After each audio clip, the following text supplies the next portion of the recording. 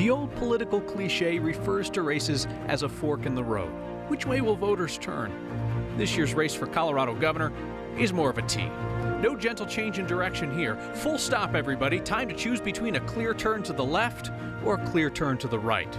Coloradans are choosing between Democratic Congressman Jared Polis of Boulder, a tech entrepreneur who's leveraged his personal fortune into a series of political offices, and Republican State Treasurer Walker Stapleton, a business executive from Greenwood Village and a relative of the Bush political dynasty.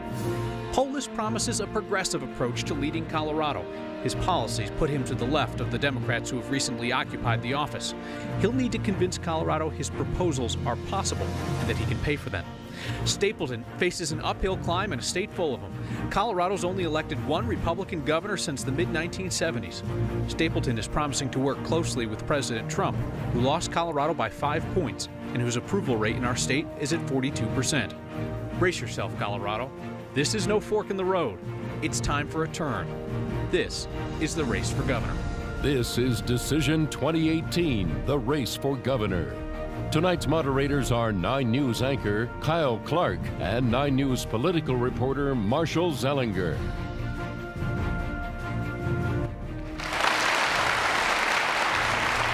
Good evening and welcome to the Laurie Student Center on the campus of Colorado State University in Fort Collins for the 9 News gubernatorial debate. I'm Kyle Clark. And I'm Marshall Zellinger. Let's welcome our candidates. Conveniently on my left, Democrat Jared Polis, and conveniently on my right, Republican Walker Stapleton. That will be the only time that you hopefully hear from our audience tonight, as they have graciously agreed to avoid any further applause or disruption so that we can maximize the time in which you can hear from the candidates tonight. We invite you, though, to participate from home, whether you're watching on Channel 20 or on 9news.com or on our 9 News Facebook page. You can vote on the questions that are presented to you on the bottom of the screen at 9news.com/vote now, and you're free to share your reactions as well with your fellow Coloradans using the hashtag #COGovDebate. Our partners in tonight's debate are the Fort Collins Coloradoan. We'll be asking questions on a variety of topics. The candidates have not been given those questions in advance. Candidates will have 45 seconds to answer most of the questions, and by a flip of the coin, Walker Mr. Stapleton will have first dibs at going last in the closings. With all due respect to the candidates, they have had plenty of opportunities to recite the standard talking points at campaign events and forums and in their ads. And what we're looking for tonight is for you to hear them cover some new ground. So we're not going to be shy about interjecting if we feel like they're ignoring the camera, or the question rather, in favor of talking points. So let's get started now with 2 topics on which both of you gentlemen have made big promises, and we haven't really heard a solid plan to deliver on them. Mr. Polis, we start with you. Colorado doesn't even have fully funded full-day kindergarten, and you want fully funded preschool. You haven't explained how we'll pay for it, and you've said, quote, I will collaborate with school districts on meeting their capital needs to be able to offer preschool themselves. So you're going to talk to districts about their budgets, and that's how we're going to fund free preschool? I want to thank CSU. I want to thank Marshall and Kyle for really, hopefully, as this one is, asking these penetrating questions, which will help voters make an informed decision. Look, we need to end decades of underinvestment in our schools. Our plan to bring preschool and kindergarten to the state, which states like Oklahoma already have, and is a high cost for young families who have young kids, involves using money from the general fund. It takes about $200 million to get to full-day kindergarten. One of the lead sponsors is Republican Jim Wilson of Salida, and bridge the gap with public-private partnerships and social impact bonds. What they do is allow preschool and kindergarten to be paid for by future savings. Westminster School District's doing it today, which Walker well knows. And what that means is when you have preschool and kindergarten, you have lower special education rates and lower grade repetition rates, and that can repay the investors who put the money up front. Mr. Polis, Colorado has 200,000 3-, 4-, and 5-year-olds, according to the State Demography Office. Teachers left their classrooms and rallied at the Capitol this spring over a lack of funding. So how do you cover the cost of 200,000 new students with that general fund money while also addressing the existing concerns about teacher pay? Many of the teachers in the early childhood workforce have high school degrees. We want to work with them to transition, to get the skills they need, to give kids the pre-literacy skills, the social emotional learning skills that help prepare kids for success. I've worked and chaired and supported mill levies and bonds in difficult parts of the state to pass.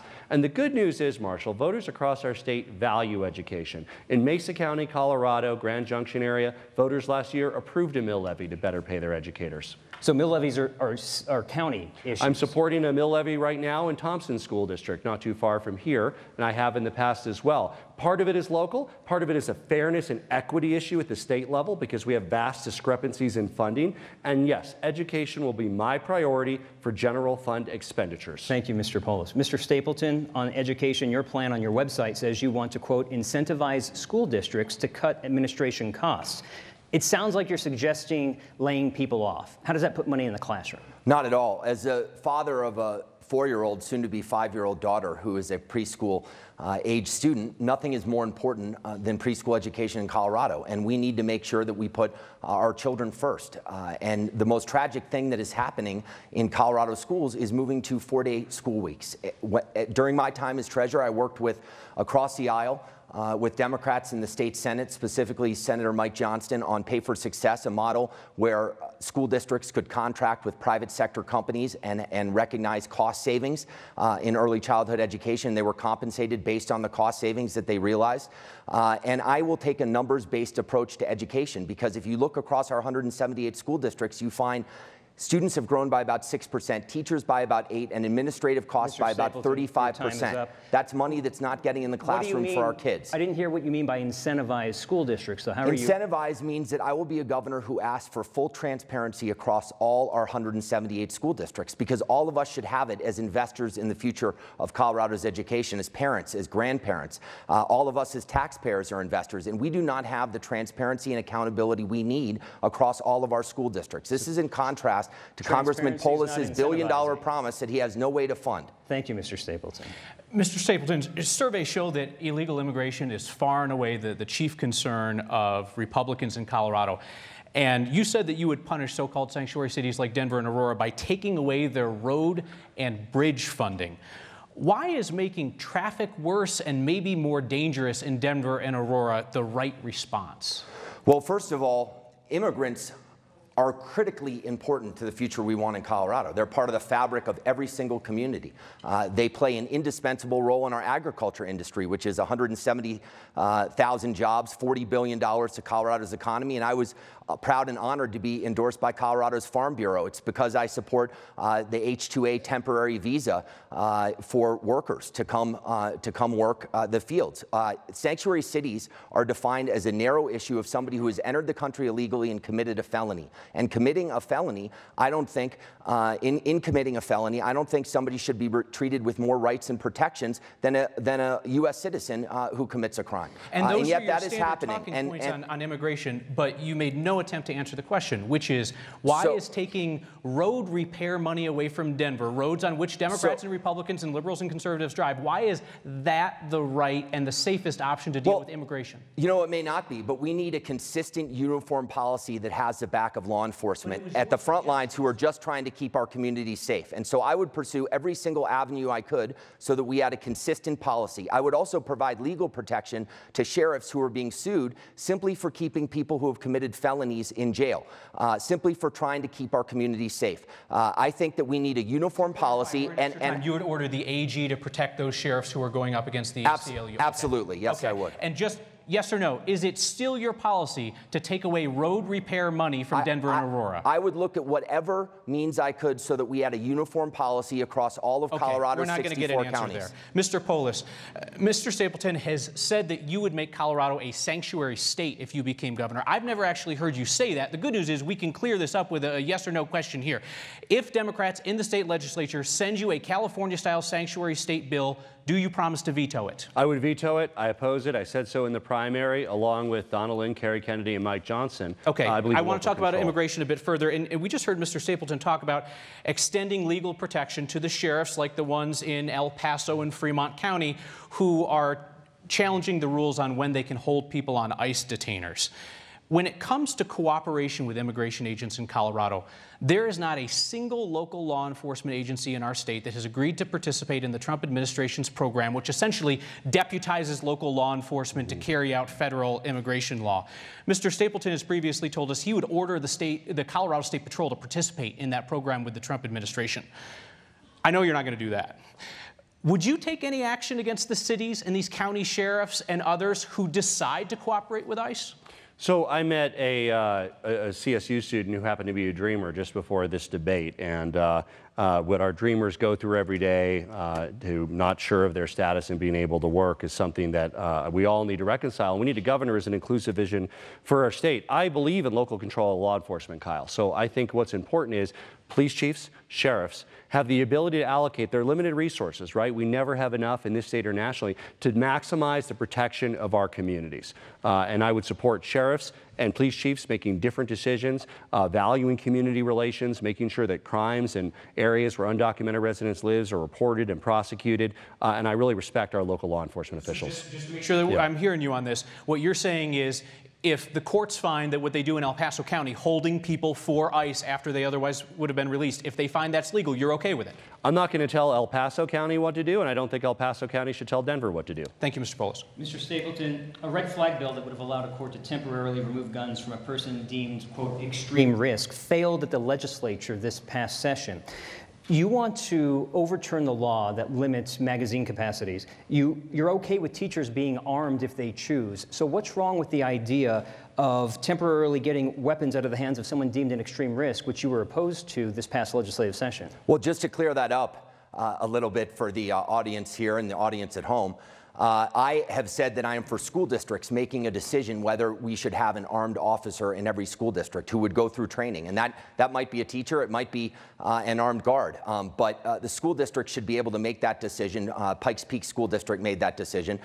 Look, the red flag bill, I understood the intent. It was rushed, and it did not equally respect due process in that the accused was not given the ability to actually have legal representation at a court hearing. That is a violation of something that is embedded in our Constitution. I think that we need to start over at the beginning of the legislative session and work on something that makes sense while respecting people's Second Amendment rights like Arizona has currently. Is legal representation the only thing that's hanging up your support of that? It needs to take into account due process on the accused so that if somebody is accused of something, that he or she has a chance for legal representation. That is fundamental to our Constitution and our rights as Coloradans and U.S. citizens. Thank you, Mr. Stapleton.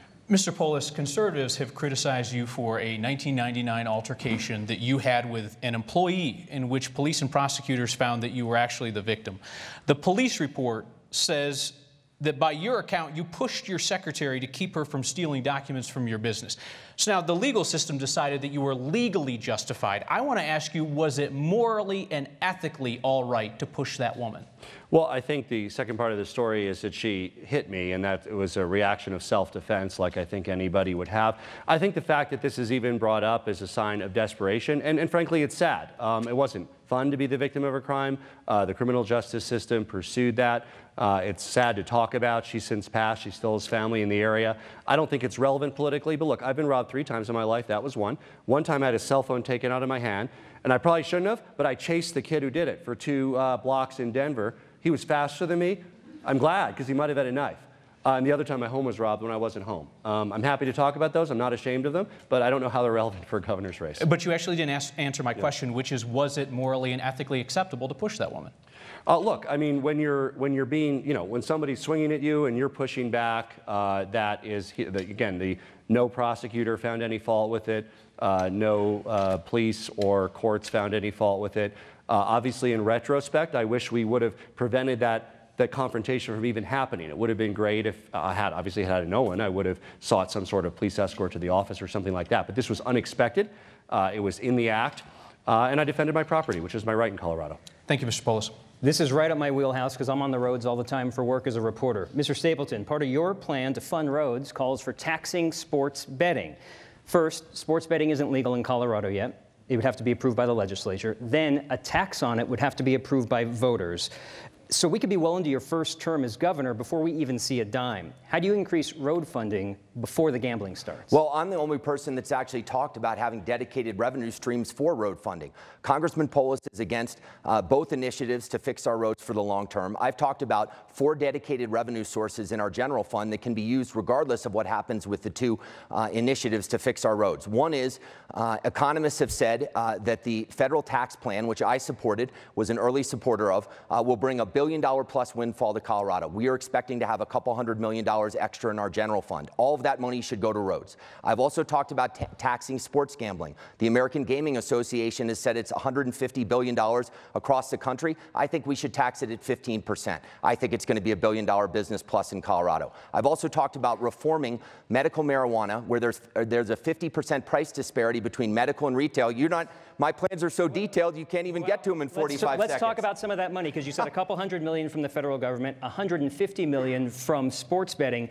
CDOT's director earlier this year told me they have a $9 billion shortfall over 10 years. Yeah, you just that's gave me a CDOT's few $100 million. Director Lewis, who will not be my director, and Director Bott before him won't be my director either. He called $25 billion over 25 because years. He made the decision to spend $150 million on new offices for bureaucrats while the rest of us sit in traffic. And I told him that I vehemently disagreed with him, and he said, you have no authority to prevent me from doing so. Mr. Stapleton, does Colorado not have $9 billion over 10 years? We are going to find the dedicated sources of revenue in the general fund so that the state of Colorado, for a change, can be an equal player in fixing our roads, because the way that road finance has worked in Colorado is that we've reflexively asked the taxpayers to pay, and they have consistently said no. And the reason is because we have had a mismanaged CDOT, which is not transparent and accountable to taxpayers like it should be, and they haven't been accountable to the Treasurer of Colorado like they should be. You also mentioned Mr. Polis in one of your answers. Mr. Polis, when you discuss road funding, you've said you will be a convener-in-chief. Convening doesn't pay the bills. Yeah. How do you pay the bills? Well, neither does gambling or medical marijuana. I mean, and I don't think Walker and I have a policy difference on implementing sports betting with the Supreme Court decision, but we've looked at the numbers. It would take 600 years for that dedicated funding source to fund our roads. The medical marijuana money spoken for goes to our schools. He might be talking about taking it out of our schools and putting it into the roads. And how that yeah, pays the that's bills. because ultimately any dedicated and new funding source is up to the people of this state. I'm against 109, which Walker supports, that would put our state over $3 billion in debt, money we don't have. I would be ready as governor to convene, and yes, that means convene around getting the approval of the voters and finding the way people want to pay for roads. Because when it comes down to in our state with Tabor, it's not up to a governor, it's not up to a legislature, it's about how the people want to pay for the roads. So going to the voters, it sounds like a tax increase. If that's what it takes, right? If people have to pay for roads. It starts by opposing this $2 trillion special interest tax giveaway, which Walker just hung his hat on supporting, which prevented any possible help from the federal level. Donald Trump, congressional Democrats wanted to do an infrastructure investment in our state, but they have no money to do it after giving trillions of dollars to international corporations. Briefly, what's one tax increase you would ask the voters for? The one on the ballot this year is a sales tax increase. That's not the way I would do it. If you want to do sales, it's better to have some sort of refund mechanism to make sure it's not regressive. I would be open to also looking at, as we move towards the future, alternative models that are kind of affecting those who use our roads to pay for our roads, including public-private partnerships. Here in northern Colorado, I've worked on Highway 25 North, Loveland to Fort Collins, and delivered federal funding. Thank you, Mr. Polis. Let's turn our attention back to education now, and the Coloradoans political reporter Nick Coltrane has our next question. Congressman, Treasurer, this is a question for both of you, and it comes from a Coloradoan reader. What is your plan to bridge the gap between an emphasis on higher education and market needs for skilled labor? And Congressman, we'll begin with you. Well, I'm excited about your question because really, when we're talking about economic prosperity, it's how do we do a better job aligning what kind of programming and education kids are getting in high school, in community college, in apprenticeships, both union apprenticeships and new models of apprenticeships like CareerWise, to help align them with the needs of the workforce. It's important from the individual perspective because a high school diploma alone isn't enough to have a great job in a rapidly evolving 21st century economy. It takes a skill certification. It could be welding, it could be an apprenticeship where you get a job after working your junior and senior year, or yes, for many, it's a 4-year degree or a 2-year degree. I'm excited to celebrate the success of early college high schools where dual and concurrent enrollment students can graduate with associate's degrees, and we need to do more to bridge that gap to make sure kids get good jobs and our economy continues to thrive. Mr. Stapleton. Well, higher education has been getting dinged time and time again in Colorado because it's one of the areas of our budget that isn't constitutionally protected. And that means when we have a flat year or dealing with a recession, that higher education gets rated to pay for other things. I want to make sure that doesn't happen anymore. I want to make sure that we fully fund higher education and skills-based training in Colorado. And the only way we're going to do it is if we keep a vibrant economy. And Congressman Polis has promised $90 billion of spending. He accuses me of going into debt for $3 billion. He would have us in debt at $87 billion plus. And the only way I can tell you as treasurer to pay for that is to double income taxes or to double corporate taxes. And we won't have any money for higher education under Congressman Polis's promises. We will have a bloated budget of debt, and our higher education will have to take students from out of state, and that is not a higher education that we want for Colorado's future. Can I respond to that, since again, look, I think this $90 billion figure incredibly false. It's ludicrous. Walker, I wish you'd stop using it. It's based on an energy policy that's not mine, 100% renewable energy standard. I said I opposed that during the primary, and I don't support it now. A health care plan that you and I both opposed, Amendment 69. And then finally, health care, I think we need to spend less, not more. I don't want to throw any more money at the problem. We need to save people money on prescription drugs. So, Congressman Polis, a few months ago, you bragged about fighting Tabor and winning. You would gut Tabor, you would gut our constitutional protections, and you would take it out on taxpayers. During one of your rare moments of candor on how you would actually pay for something, you talked about your universal health care plan, which is more expensive, by the way, than the plan that I was the co-chairman with Bill Ritter, a former governor, to defeat. Your plan is more expensive. You said you would pay for it through payroll taxes. Well, 2 years ago, the payroll taxes were going to be double digits on all businesses. So are yours double digits, Congressman? Are they 15%, 20%? Because if they are, everybody from Pizza Hut to Merrill Lynch will no longer be doing business in Colorado, and all these kids here tonight at CSU won't have a job. Look, I've met payroll, I've created jobs, I've provided benefits, Walker, and it's one of the top things I hear from businesses. We want businesses to pay less, not more.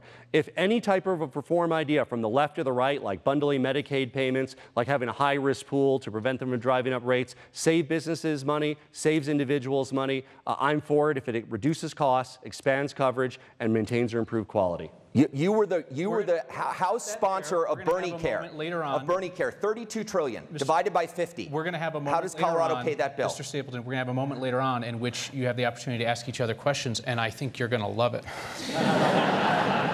Mr. Polis, you have talked for years about the negative influence of big money in politics, while you have spent more than $22 million of your own money to win this race. Would you support changing Colorado law to make sure that no future candidate can do what you've done? Look, I think this is a feature, not a bug of my candidacy. I think people are fed up with candidates on both sides of the aisle have to rely on basically the same special interest to fund their campaigns. We need a governor that works for no one but the people. I'm happy to do it. Can we do better on campaign finance reform? Absolutely. We need to have a way where small donors are empowered. Nationally, I've supported models for tax credits for individuals with a 6-to-1 match for $50 or less donations. States have done this. The state of Maine has done this. I would love to sign into law a law that allows everybody to operate on a level playing field and not have to sell their soul to the special interests. Would you make it a mandatory campaign finance system, unlike the voluntary caps in Colorado that nobody ever abides by in this race? All of the systems that exist in Maine and other states have to be voluntary because of our constitutional constraints. Mandatory ones have been tossed up at the courts. But what does that mean? You make it compelling, where if somebody's self-funding, you increase the limit, or you increase the match for small donations. If they're taking money from big donors, you don't have the ability to make that illegal altogether with the Citizens United decision, which I support overturning, but you do have the ability to drown it out with the voice of the people and small donations. Thank you, Mr. Polis. Mr. Stapleton, yesterday, Republican Senate Majority Leader Mitch McConnell called on cuts to Medicare, Social Security, and Medicaid to deal with the federal deficit. There are 1.4 million people in Colorado who rely on Medicaid. You've said we need to defend Medicaid, but also rein in the costs. How do you do both? Well, I'm glad that I'm not in Washington, D.C. like Congressman Polis or Senator Mitch McConnell. I don't have a desire to be. I've served as treasurer for 8 years, and I want to be right here in Colorado, win or lose in this election, making life better for Coloradans. And I've said we have a moral obligation to make Medicaid sustainable because half of the Medicaid population are kids. And I got 3 kids, 10, 7, and 4.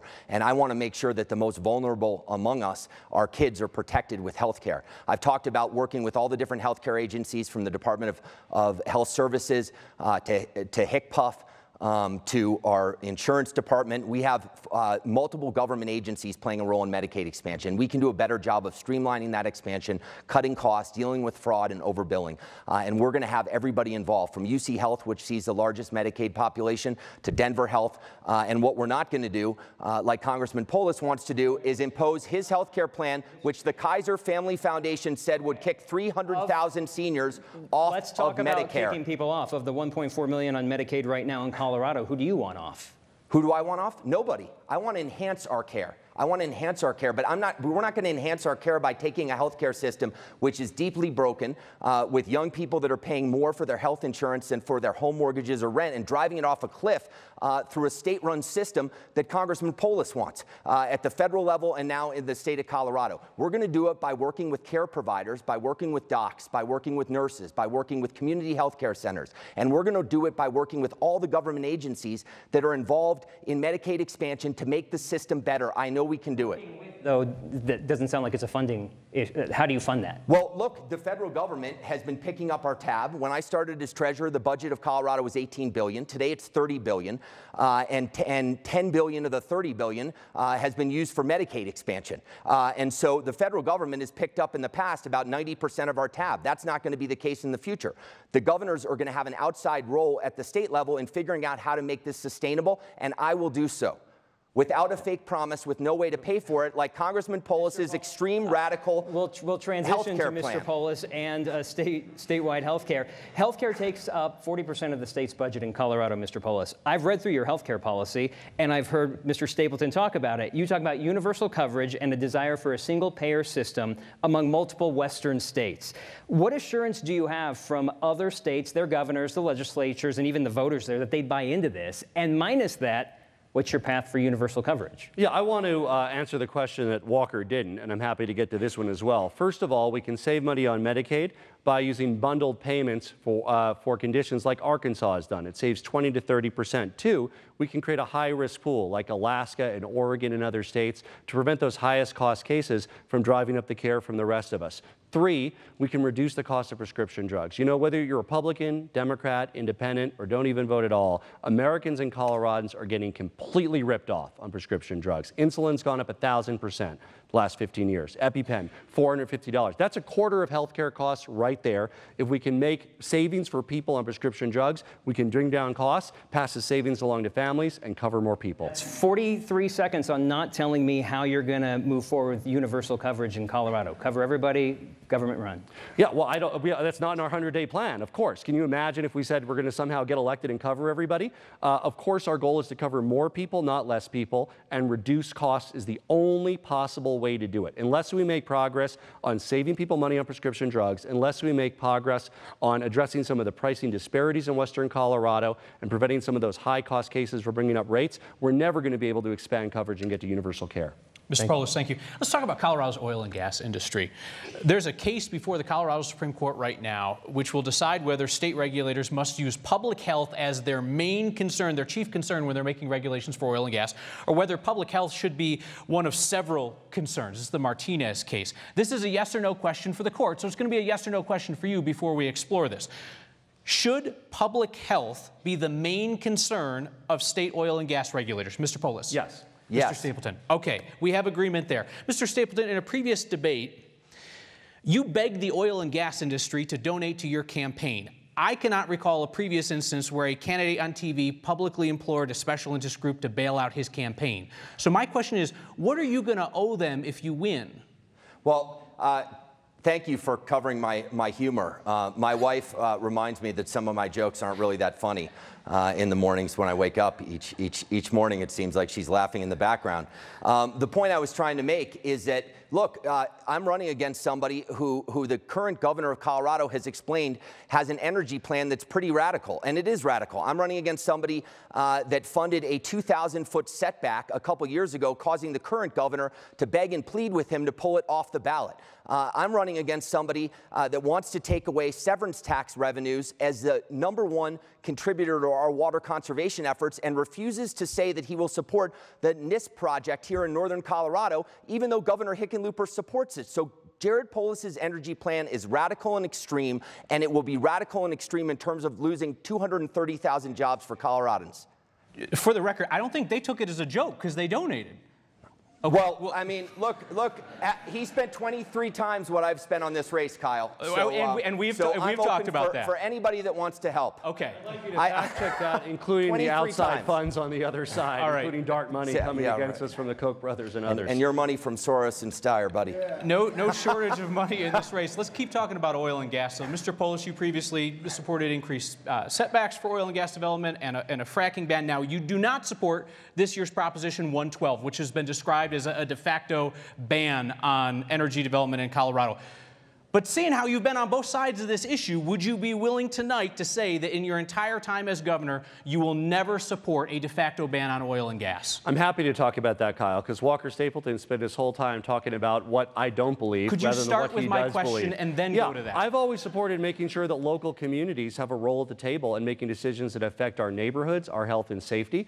I think people balance these things at the commissioner level, at the city council level. In Weld County, they might make different decisions. In Larimer County, it's very important when you incorporate any industrial activity into a residential area. It's not specific to oil and gas. It's a reason that we have zoning. It's a reason that we say where roads are and when vehicles can operate. It's very important for our quality of life in Colorado, and it's an important issue for our next governor to tackle. But the question was, will you pledge tonight that in your entire time as governor, you will never again take the positions that you previously have on energy? No, I've been consistent throughout my entire career. Of course I support greater setbacks, unless you have a surface use agreement where the surface owner and the community agree to have it closer. Absolutely, and that's in place in 99% of the drilling operations in Colorado. It's only when people aren't getting along that the state needs to play a role in making sure that we look out, yes, for mineral rights owners, but also for people who live on the surface. Thank you. From fracking to renewable energy, Mr. Polis, you're calling for 100% renewable energy by 2040. But you're not requiring 100% renewable energy by 2040. So if you're not requiring it, and the longest you can be governors through 2027, how is that nothing more than a flashy sounding empty promise? You call it flashy sounding, I call it inspirational. I think it's what moves people to work towards a common goal. When John F. Kennedy said in 1961, we're going to get to the moon by the end of the decade, he didn't live to see it. They didn't have the technology that day. But you know what? They did it by 1969. I'm confident the innovative nature, the entrepreneurship here in Colorado, working with Excel, working with Black Hill, working with our co-ops, working with our municipal utilities like Platt. Yes, we can get there by 2040 or sooner. And you know what, Marshall? Clean energy, wind energy costs less today. Excel will tell you, as they told me, that new wind energy costs 20% less than existing coal. So unless Walker wants to subsidize fossil fuel energy, yes, we'll be there by 2040 or sooner. So Excel and Black Hills have to be at 30% by 2020, and I believe Excel thinks they're going to be at 55% sometime if you had 2 terms as governor. So the baseline's not 0 to 100 on this. We're starting at around 50%. What's realistic? We need to be creative. I think for passive heating, we need to look at geothermal opportunities in many parts of Colorado. Hydro should be part of reaching our 100% renewable energy. I launched my campaign in Pueblo, Colorado, because Pueblo is the first city in Colorado to have a goal of 100% renewable energy by 2030. And you know what? If Pueblo and Fort Collins and Denver and Breckenridge and over 12 cities across the state can lead the way, I think the state can bring up the rest of them along with it. Thank you, Mr. Polis.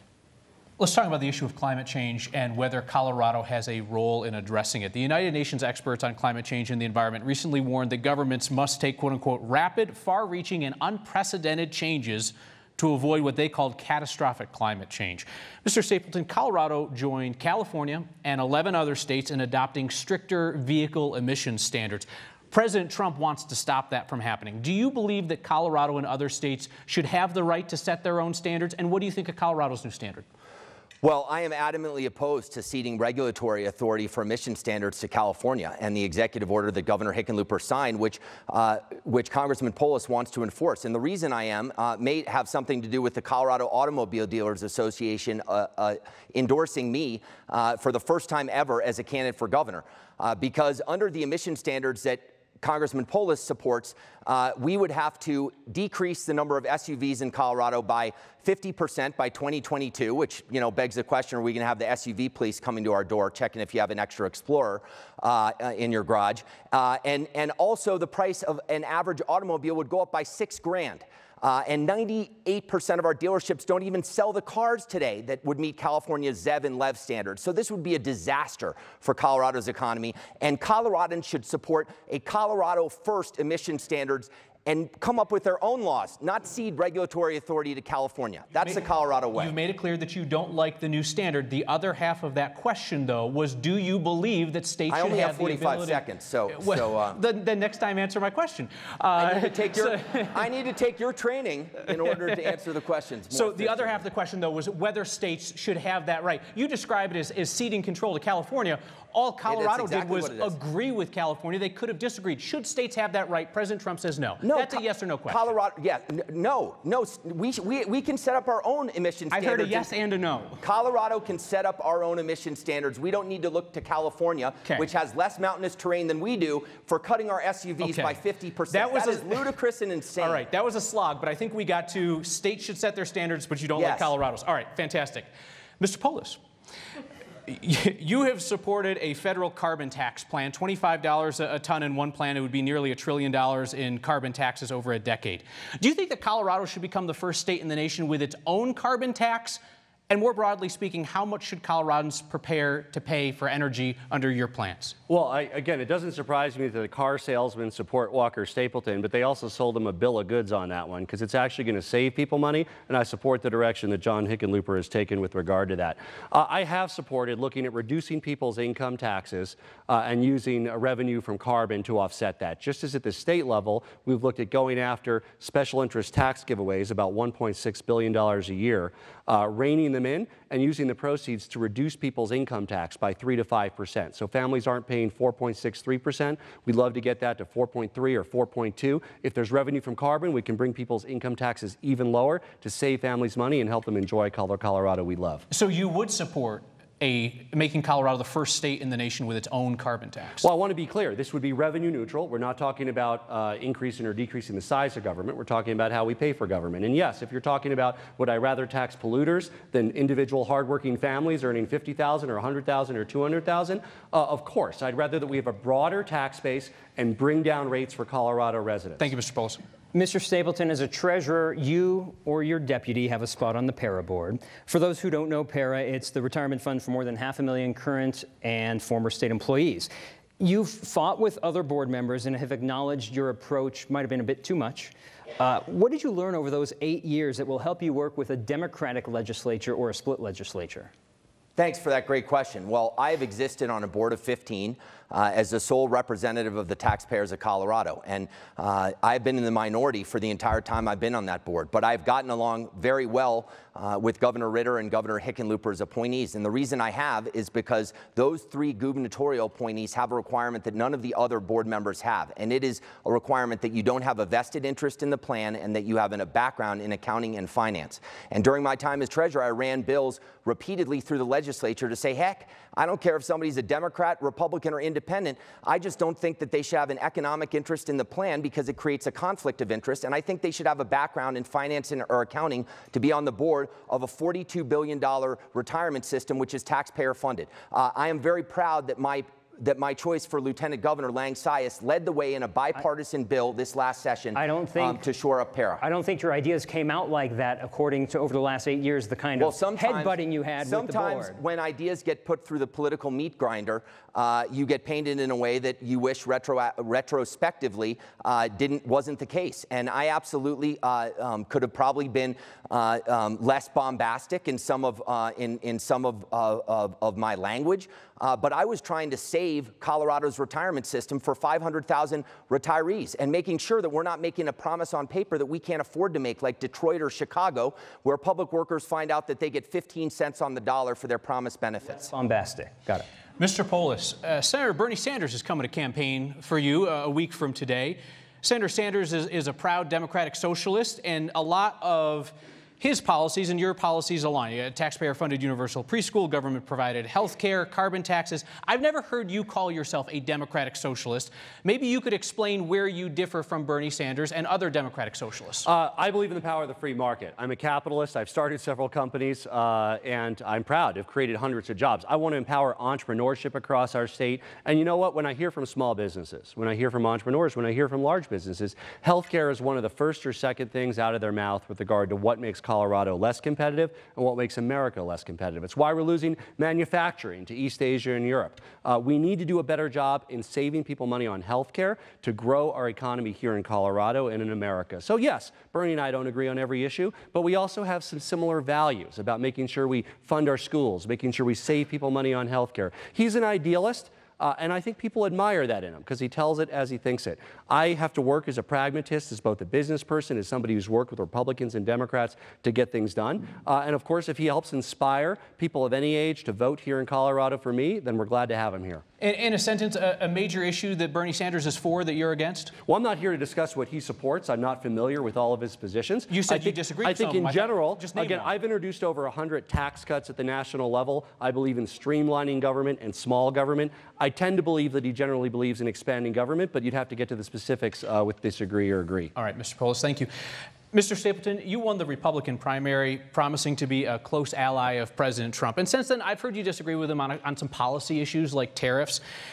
I'm curious what you think about the way your ally, President Trump, talks about women and minorities, calling his black critics dumb and low IQ, referring to Mexican immigrants broadly as rapists, bragging about his ability to sexually assault women, yesterday calling a woman horseface. You take the politics out of it. Why align yourself with somebody who treats people like that?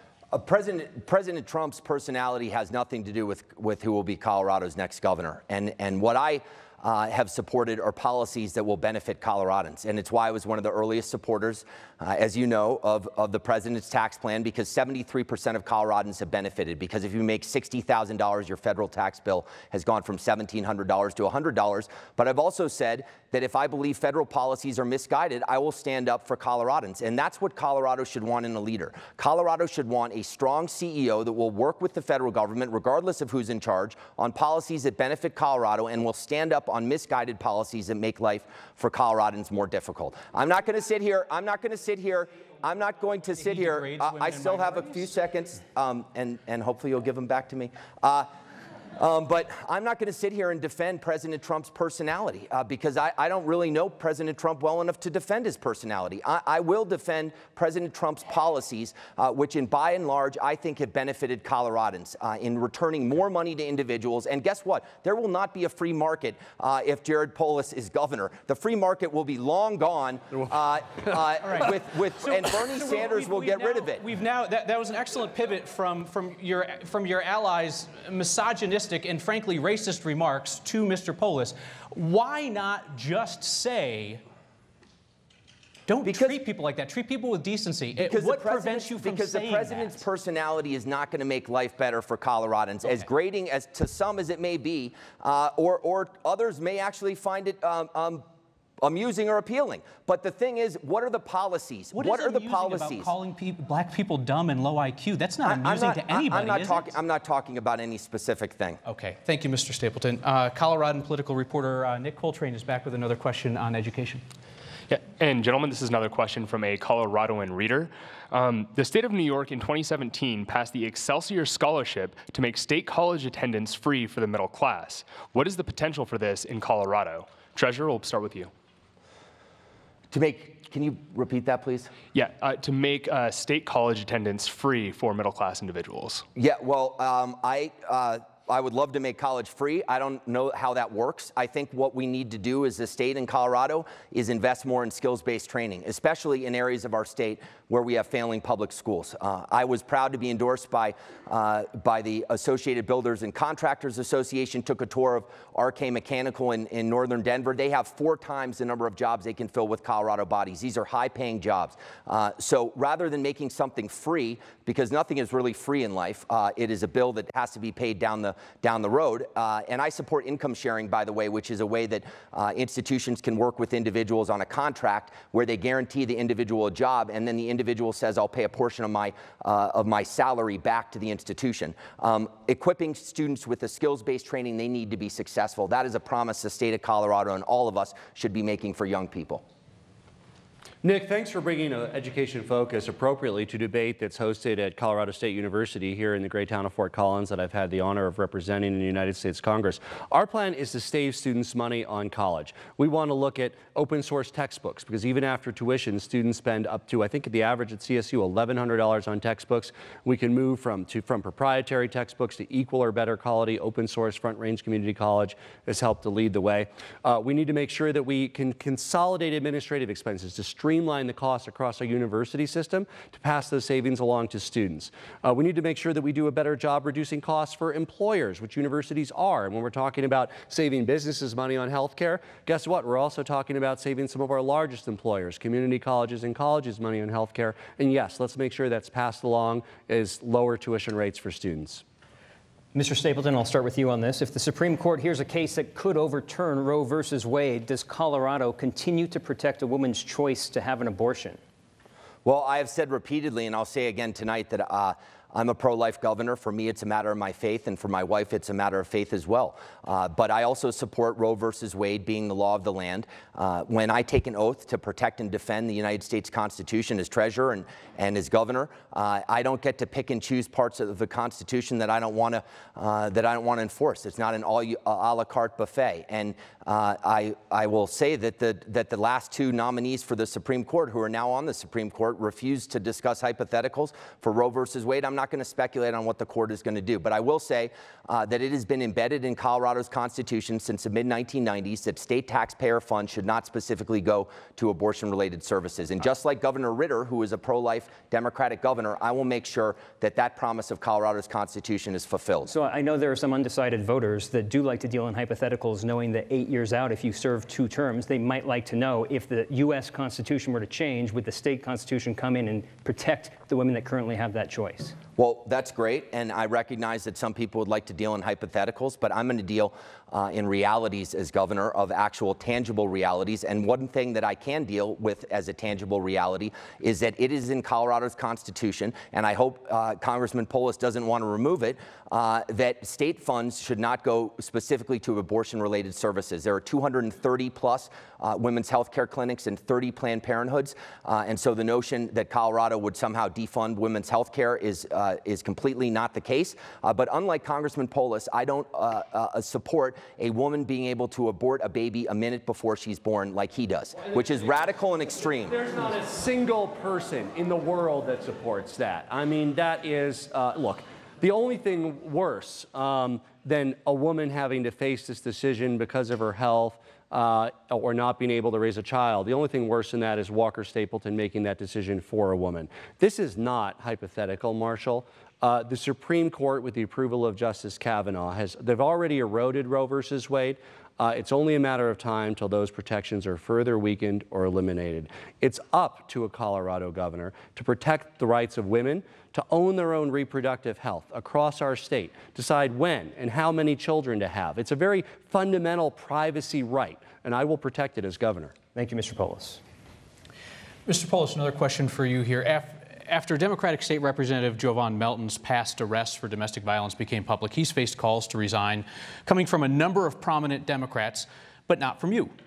You issued a carefully worded statement saying that Representative Melton should take a serious look at resigning. So he's got a conviction in one case. He suggested that the women who accused him of domestic violence are not telling the truth. Yet you're not comfortable telling him that he shouldn't be in the legislature. He was convicted and he served his term. As a person of faith, I believe in redemption. I also believe in consequences. The problem that I've had with Jovan is he wasn't open with the voters about what happened, and I'm not sure that he's being entirely open now in coming to terms with the past. So yes, he should look himself in the mirror, consider resigning or coming clean, but ultimately these decisions are up to the voters. Are you concerned enough that you do not endorse his re-election and you would urge people in Aurora to vote for the Republican on the ballot? I'm not going to endorse anybody in that race, and I think it's appropriate for Jovan Melton to be fully open with people so that they can make an informed decision about whether they forgive him. He committed a crime. He paid his price to society.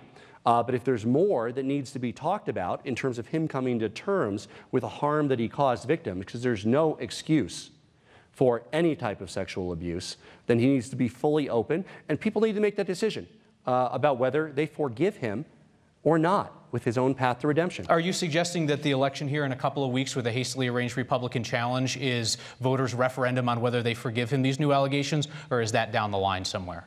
Well, again, I don't know if all the allegations have come to light. I think it's important that Javon Melton get out ahead of it. If I were advising him, he's probably, if he's watching this, I'd say you need to come to terms with what happened, be open and transparent with your past record, and if you honestly ask forgiveness of the voters, they'll make their decision about whether they forgive you or not. If somebody commits a crime, serves their time, does that mean that they should never, years later, if they've devoted their life to making people better off, be able to run for public office? They can, but it's also appropriate that voters hold that against them and decide not to vote for them because I'd like you to be heard on this as well. Go ahead. Yes.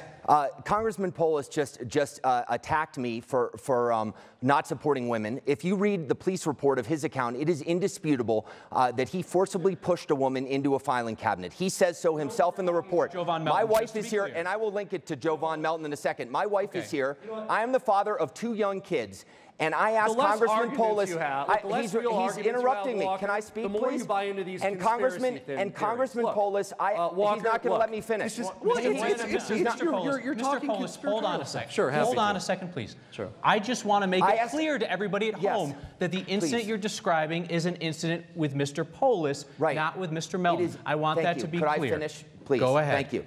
It is inexcusable to ever forcibly push a woman, regardless of the circumstances. Inexcusable. And I asked Congressman Polis last Saturday, when it was revealed that Representative Melton was found guilty of assault on a woman, if he would join me and Democratic leaders of his own party in asking Representative Melton to step down, and he would not do it. I asked him repeatedly, and I assume the reason he would not do it is because he didn't want to be labeled a hypocrite because of his own past issue. Okay, Mr. Stapleton, and I am here tonight to defend women. I will defend women as governor, every single woman and every single woman, and it is never okay to forcibly push a woman, Jared. It isn't. Thank you, Mr. Stapleton. Just to be clear, never okay. One quick factual correction. I believe that the conviction for Representative Melton was harassment and not assault. And in the case of the 99 incident, obviously, police felt that the physical force was justified. It's inexcusable to ever push a woman. I just want to make sure that the facts are clear. You're welcome to your own interpretation. You should have never done it. This issue has quieted down for a while, but Colorado Civil Rights Commission was criticized by the U.S. Supreme Court for its open hostility to the religious rights of a baker who refused to make a wedding cake for a gay couple. The governor appoints those commissioners. So do you believe the commission needs sweeping reform, and what would you look for in a commissioner, Mr. Polis? Yeah, and first I just want to say, I think it's completely inappropriate, Walker, for you to politicize me being the victim of a crime. Not something I'm proud of, not something I'm ashamed of, but I'm happy to talk about it. And it's not something that I ever did anything wrong, and nobody's accused me of doing anything wrong. Unlike the Civil Rights Commission, which did discuss in uncivil and disrespectful ways the concerns of people of faith in our state. I would appoint people, including people of faith, to the Civil Rights Commission that are fully committed to an inclusive state, and that means inclusive for people of faith as well as the LGBTQ community. Mr. Stapleton. I'm sorry, I'm going to have to return to this because obviously Congressman Polis doesn't view pushing a woman as doing anything wrong, and I do. So I want to make that point. He does not view pushing a woman as doing anything wrong, and I do. Civil rights. And if I pushed a woman, I wouldn't be living in my house anymore. Now to the Civil Rights Commission, do you think it needs sweeping reform? I support the bipartisan reconstitution of the Civil Rights Commission. And I do not think that the masterpiece cake baker should be prosecuted again. He never denied service. He didn't say, I don't want to make a cake for people. He just didn't want to put an artistic expression on the cake that violated his religious point of view. I think that somebody of the LGBT community should have the same protections, because what the court found is that all people should be protected, even people of faith. And so if it were reversed and somebody didn't want to put a design on the cake that they felt was offensive to them, they should be equally protected. Thank you, Mr. Stapleton. Mr. Polis, there's a pretty good chance that Republicans lose the state Senate, and at that point, if you're elected governor, I mean, there's really nothing to stop Democrats from passing whatever legislation they want, as long as you would sign it. And that could move Colorado pretty quickly and decidedly to the left. So I'm curious, are there any legislative priorities of Colorado Democrats, either current or in the recent past, that you as governor would say, gotta veto that, too extreme? Well, look, I'm not familiar with their legislative priorities. It's hard to predict what a legislature will do. I think the Senate could easily be in Republican control or Democratic control. It's really the role of governor to look out for the whole state. What does that mean? It means making sure that while we have elected officials of both parties, that we don't let what divides us prevent us from working together. I want to be a governor that brings people together. It's not just Republicans and Democrats. That's what we think about in political season. It's the rural areas and it's the urban areas, right? It's northern Colorado, it's southern Colorado. It's the broad economic diversity of our state. How can a governor work with everybody to make sure that nobody succeeds at the expense of somebody else, and that we all work together to improve our quality of life? I'm kind of shocked that somebody who wants to be governor claims ignorance about the legislative priorities of his party. So let me go at this a different way. They haven't been elected Colorado yet, as a whole, Colorado as a whole is significantly less liberal than your congressional district. So I'm asking you now about your priorities in Congress. Sure. Does that mean that you're going to change your approach if you're elected governor? Are there policies that you supported in Congress representing a very liberal congressional district that you say, you know what, doesn't fly in a more moderate Colorado? Yeah, it's a different job description, so that's a fair description. Could you name a couple? I've represented Larimer County, as you know, for a number of years. This is a county that has 3 Republican commissioners. I think they're soon going to elect their first Democrat, John Kafalis, who's here with us tonight. But it's also a county that I've carried in my reelection, because Republicans who know me best support me in Larimer County along with independent voters. So I'm proud to work with people on both sides of the aisle to make sure we move our state. Look, I don't believe in this left-right divide. I think it's forward versus backward. Mr. And I have a Polis, thank you. forward-looking vision. We have just 1 minute remaining, so I'm going to ask you to stay to 20 seconds on your final question from Marshall. What's the nicest thing you can say about your opponent, Mr. Stapleton? Well, I've talked a lot about our mutual admiration for kombucha. We both like to cook. And I appreciate somebody with bold ideas, but he is writing checks that the Colorado taxpayers cannot afford to cash. Turn into an attack, Marshall. I think Walker's a good dad. He talks about his kids a lot. I haven't had the chance to meet him yet, and maybe we'll have a play date because I have a 7-year-old and 4-year-old as well. All right. Thank you both. Thank you both. I appreciate you sticking to time roughly. We skipped the portion where you asked each other questions because you just did that all night anyway. It is time now for our 1-minute closing statements. By flip of a coin, Mr. Stapleton, you'll go first. Thank you very much for having me here on the campus of CSU. I know why I'm running for governor. I'm running for governor for my 3 little kids. Craig is 10. Coco is 7 and Olivia is 4, but not just them, all of Colorado's kids. I'm running for governor for the grandmother that's working 2 jobs that has more than $2,000 in her pocket as a result of the federal tax plan. I'm running for governor for the Pueblo school teacher that is sick and dying so she can get the drugs she desperately needs. I'm running for the school teacher who wants more money in the classroom and not more money spent on administrative costs or overhead. I think a race for governor is ultimately, if you had to make a decision of entrusting a small business to somebody, who would it be? If you had to make a decision of who could best manage families' money and resources responsibly, who would it be? Because that's the decision for governor, just on a larger stage. I am fighting for the voices that aren't heard in Colorado and for fiscal responsibility, as I have done as treasurer. Thank you so much for having me. Thank you, Mr. Stapleton. Mr. Polis. Well, you know, I actually think Walker framed it the right way. If you had a small business, who would you want to grow it? Somebody who's grown several successful businesses, created hundreds of jobs, raised private capital, met payroll, and even provided benefits for employees. Somebody who's been successful starting the startup ecosystem. I co-founded Techstars in several dozen cities. Patriot Boot Camp, empowering veterans and military spouses to start tomorrow's great company. Look, we have some great ideas for Colorado. This is an amazing state. I'm proud to raise my 7-year-old and my 4-year-old here. I want to protect our parks and open space to make sure that they can enjoy the same Colorado that I loved as a Colorado native. I want to save Colorado businesses and individuals money on health care. There is such low-hanging fruit to take on the special interests and make sure that people pay less. And yes, I want to make sure that every kid gets a great education. Walker and I can afford preschool and kindergarten for our kids. Why should our kids start out ahead of every other kid in our state? I'm Jared Polis. You can find out more at polisforcolorado.com. I'd be honored to have your support. Thank you so much, Mr. Polis. Thank you to both of our candidates. Thank you to our partners at the Coloradoan. Thank you to our wonderful hosts at Colorado State University, to our very respectful audience as well. If you missed any part of tonight's debate, it will be up in full on 9news.com. Share it with your friends so they can make an informed choice. For Marshall Zellinger, I'm Kyle Clark. Good night.